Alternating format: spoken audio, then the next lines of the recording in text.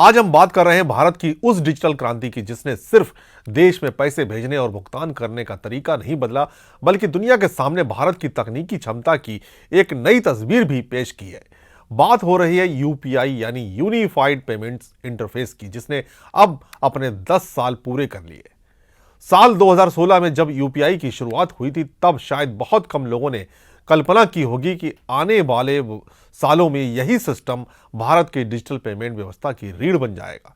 एक समय था जब किसी को पैसे भेजने के लिए बैंक जाना पड़ता था, चेक देना पड़ता था, कैश रखना पड़ता था या फिर बैंक अकाउंट नंबर और आईएफएससी कोड जैसी जानकारियां याद रखनी पड़ती थी। लेकिन यूपीआई ने इस पूरी प्रक्रिया को इतना आसान बना दिया कि आज मोबाइल फोन से कुछ सेकंड में पैसे भेजना और लेना करोड़ों भारतीयों की रोजमर्रा की जिंदगी का हिस्सा बन चुका है।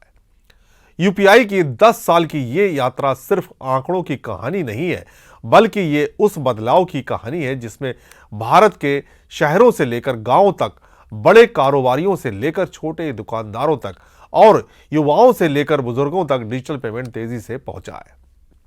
अगर आंकड़ों पर नजर डालें तो यूपीआई की सफलता का अंदाजा इसी बात से लगाया जा सकता है कि 2016 से 17 में पूरे साल में करीब 2 करोड़ यूपीआई ट्रांजैक्शन हुए थे, जबकि 2025 से 2026 में यह संख्या बढ़कर करीब 24,162 करोड़ ट्रांजैक्शन तक पहुंच गई। यानी लगभग 10 साल में ट्रांजैक्शन की संख्या में करीब 12,000 गुना की जबरदस्त बढ़ोतरी हुई है। सोचिए, जिस प्लेटफॉर्म पर शुरुआत में साल भर में सिर्फ कुछ करोड़ ट्रांजैक्शन होते थे, उसी प्लेटफॉर्म पर आज हर दिन औसतन करीब 66 करोड़ ट्रांजैक्शन हो रहे हैं। यह सिर्फ डिजिटल पेमेंट की वृद्धि नहीं है, बल्कि भारत के लोगों के व्यवहार में आए बड़े बदलाव का संकेत है। अब अगर यूपीआई से होने वाले ट्रांजैक्शन की कुल वैल्यू की बात करें तो यहां भी तस्वीर बेहद बड़ी है। 2016-17 में यूपीआई के जरिए होने वाले सालाना ट्रांजैक्शन की कुल वैल्यू करीब 0.07 लाख करोड़ रुपए थी, जो 2025 से 26 में बढ़कर करीब 314 लाख करोड़ रुपए तक पहुंच गई। यानी करीब 4,000 गुना से भी ज्यादा की बढ़ोतरी। इसका मतलब साफ है कि यूपीआई अब केवल छोटे मोटे भुगतान का माध्यम नहीं रह गया है, बल्कि ये देश की पूरी डिजिटल अर्थव्यवस्था का एक महत्वपूर्ण हिस्सा बन चुका है। मार्च 2026 में तो यूपीआई ने एक नया रिकॉर्ड ही बना दिया। सिर्फ एक महीने में 2,264 करोड़ ट्रांजैक्शन हुए और इन ट्रांजैक्शनों की कुल वैल्यू करीब 29.53 लाख करोड़ रुपए रही। यानी एक महीने में इतनी बड़ी संख्या में भुगतान, जो इस प्लेटफॉर्म के बड़े पैमाने पर इस्तेमाल को दिखाता है। लेकिन यूपीआई की कहानी सिर्फ बढ़ते ट्रांजैक्शन तक सीमित नहीं है। इसकी शुरुआत जब हुई थी तब सिर्फ 21 बैंक इससे जुड़े थे। आज ये नेटवर्क 700 से ज्यादा बैंकों तक पहुंच चुका है। यानी जिस सिस्टम की शुरुआत सीमित बैंकिंग नेटवर्क के साथ हुई थी, वो अब देश के विशाल बैंकिंग इकोसिस्टम से जुड़ चुका है। यही वजह है कि एक आम व्यक्ति के लिए यूपीआई का इस्तेमाल करना पहले के मुकाबले बेहद आसान हो गया। बैंक अकाउंट वही रहता है, लेकिन भुगतान करने का तरीका पूरी तरह बदल चुका है। मोबाइल नंबर, यूपीआई आईडी या क्यूआर कोड के जरिए भुगतान ने बैंकिंग को लोगों की जेब तक पहुंचा दिया। आज आप किसी बड़े मॉल में जाएं, किसी छोटे किराना स्टोर पर जाएं, सड़क किनारे चाय की दुकान पर रुकें, सब्जी खरीदें, ऑटो का किराया दें या किसी दोस्त को पैसे भेजें, लगभग हर जगह यूपीआई का विकल्प दिखाई देता है। खास बात यह है कि यूपीआई की असली ताकत सिर्फ बड़े शहरों या बड़े भुगतान में नहीं, बल्कि छोटे छोटे रोजमर्रा के लेन देन में दिखाई देती है। आंकड़े बताते हैं कि करीब 86% P2M यानी पर्सन टू मर्चेंट ट्रांजैक्शन और 500 रुपए से कम के हैं। इसका सीधा मतलब है कि यूपीआई का इस्तेमाल आम भारतीय अपनी रोजमर्रा की जरूरतों के लिए कर रहा है। 20 रुपए की चाय हो या 50 रुपए की सब्जी हो, 100 रुपए का नाश्ता हो या छोटी दुकान से कोई सामान खरीदना हो, अब हर भुगतान के लिए जेब में नकदी रखना जरूरी नहीं रह गया।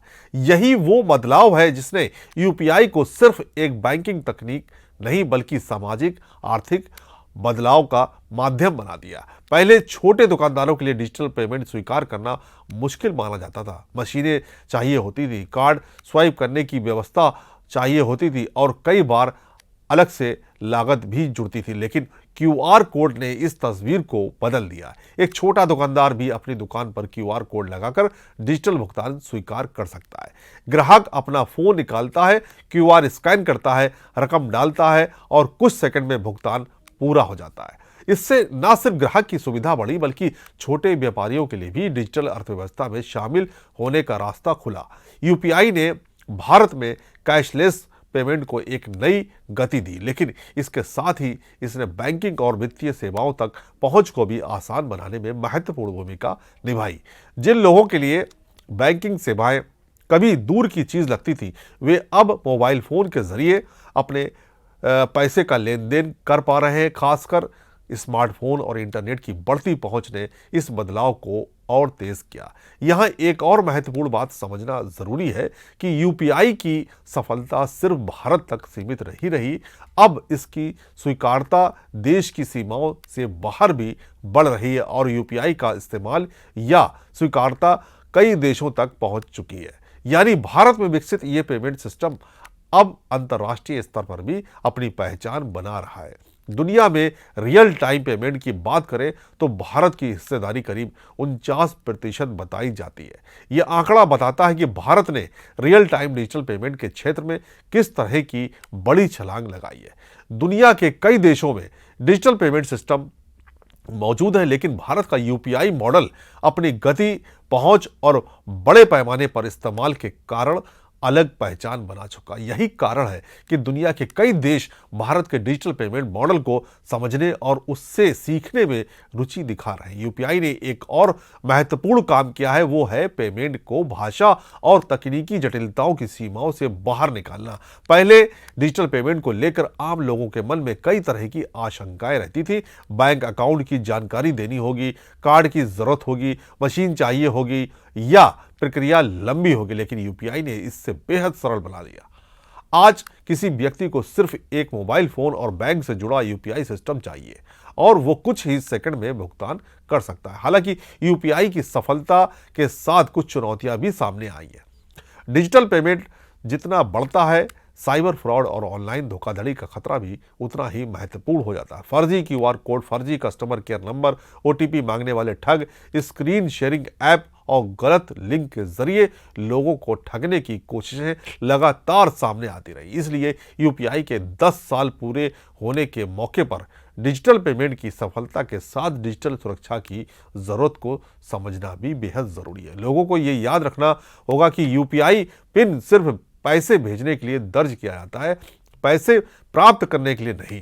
किसी अनजान व्यक्ति के कहने पर स्क्रीन शेयर नहीं करनी चाहिए, संदिग्ध लिंक पर क्लिक नहीं करना चाहिए और बैंक या यूपीआई से जुड़ी संवेदनशील जानकारी किसी के साथ साझा नहीं करनी चाहिए, क्योंकि तकनीक जितनी सुविधाजनक होती है उसका सुरक्षित इस्तेमाल उतना ही जरूरी हो जाता है। इसके बावजूद ये कहना गलत नहीं होगा कि यूपीआई ने भारत में भुगतान की परिभाषा ही बदल दी है। एक दशक पहले डिजिटल पेमेंट को लेकर जो चीज भविष्य की तकनीक लगती थी, वो आज आम जिंदगी की सामान्य प्रक्रिया बन चुकी है। यूपीआई ने कैश की जरूरत को पूरी तरह खत्म तो नहीं किया, लेकिन कैश पर निर्भरता को निश्चित रूप से कम किया है। इसने छोटे दुकानदारों को डिजिटल बनाया, ग्राहकों को सुविधा दी, व्यापारियों के लिए भुगतान स्वीकार करना आसान किया और बैंकिंग व्यवस्था को मोबाइल स्क्रीन तक पहुंचाया। प्रधानमंत्री नरेंद्र मोदी के डिजिटल इंडिया विजन के तहत भारत ने पिछले एक दशक में डिजिटल इंफ्रास्ट्रक्चर के क्षेत्र में कई बड़े बदलाव देखे हैं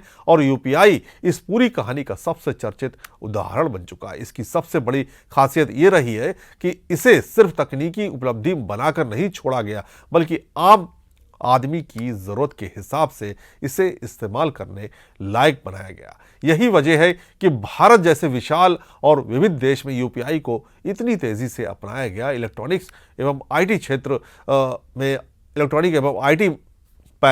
इलेक्ट्रॉनिक्स और आईटी मंत्री अश्विनी वैष्णव के नेतृत्व में भी देश के डिजिटल पेमेंट्स इकोसिस्टम को अगले चरण में ले जाने पर जोर दिया जा रहा है। अब चुनौती ये है कि यूपीआई की पहुंच और क्षमता को और बढ़ाया जाए, डिजिटल सुरक्षा को मजबूत किया जाए, ग्रामीण और दूर दराज के इलाकों में कनेक्टिविटी बेहतर की जाए और ज़्यादा से ज़्यादा लोगों को सुरक्षित डिजिटल लेन देन के प्रति जागरूक किया जाए। क्योंकि अगले 10 साल की कहानी सिर्फ ये नहीं होगी कि यूपीआई पर कितने ट्रांजैक्शन हुए, बल्कि ये भी होगी कि भारत डिजिटल अर्थव्यवस्था को किस स्तर तक ले जा सकता है। आज यूपीआई के जरिए होने वाला हर छोटा भुगतान इस बड़े बदलाव का हिस्सा है। सड़क किनारे बैठे ठेले वाले से लेकर बड़े कारोबारी तक, कॉलेज के छात्र से लेकर परिवार के बुजुर्ग तक, हर कोई इस डिजिटल बदलाव में किसी न किसी रूप में शामिल है। 10 साल पहले यूपीआई एक नई तकनीक थी, आज ये भारत की डिजिटल पहचान का एक महत्वपूर्ण हिस्सा है। 2 करोड़ सालाना ट्रांजैक्शन से 24,000 करोड़ से ज़्यादा सालाना ट्रांजैक्शन तक का सफ़र अपने आप में बताता है कि भारत ने डिजिटल पेमेंट के क्षेत्र में कितनी बड़ी छलांग लगाई है। 0.07 लाख करोड़ रुपए की सालाना वैल्यू से 314 लाख करोड़ रुपए तक पहुंचना बताता है कि डिजिटल पेमेंट अब देश की अर्थव्यवस्था के केंद्र में आ चुका है। 21 बैंकों से शुरू होकर 700 से ज़्यादा बैंकों तक पहुंचना बताता है कि इस सिस्टम ने किस तरह पूरे बैंकिंग नेटवर्क को अपने साथ जोड़ा है। और हर दिन करीब 66 करोड़ ट्रांजैक्शन होना बताता है कि यूपीआई अब सिर्फ एक ऐप या एक तकनीक नहीं, बल्कि करोड़ों लोगों की रोजमर्रा की जरूरत बन चुका है। आने वाले सालों में डिजिटल पेमेंट का स्वरूप और बदलेगा, नई तकनीकें आएंगी, नए फीचर्स जुड़ेंगे और शायद भुगतान करने का तरीका आज से भी ज्यादा आसान हो जाएगा। लेकिन भारत की डिजिटल पेमेंट क्रांति की कहानी में यूपीआई का पहला दशक हमेशा एक महत्वपूर्ण अध्याय रहेगा। ये वो दशक है जिसमें भारत ने दुनिया को दिखाया कि अगर तकनीक को सरल बनाया जाए, लोगों की ज़रूरत के मुताबिक डिज़ाइन किया जाए और बड़े पैमाने पर लागू किया जाए तो करोड़ों लोगों की ज़िंदगी बदल सकती है। यूपीआई के 10 साल पूरे होने के लिए सिर्फ एक तकनीक की उपलब्धि का जश्न नहीं है, बल्कि ये भारत की डिजिटल यात्रा के उस पड़ाव का प्रतीक है जहां बैंकिंग, तकनीक और आम आदमी की रोज़मर्रा की ज़िंदगी एक दूसरे से जुड़ चुके हैं। सवाल अब ये नहीं कि भारत डिजिटल पेमेंट अपनाएगा या नहीं, सवाल ये है कि आने वाले 10 साल में भारत डिजिटल भुगतान और डिजिटल अर्थव्यवस्था को कितनी दूर तक ले जाएगा। जय हिंद।